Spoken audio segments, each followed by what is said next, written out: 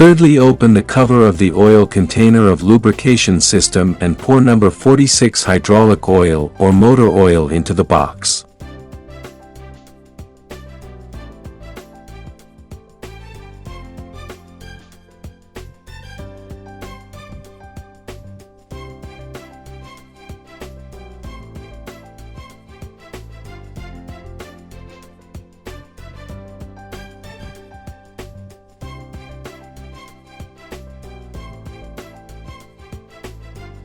Push the set button until the numbers start to flash.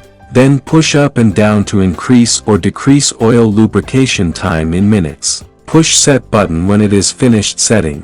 120 means that it will start the oil lubrication setting every 120 minutes.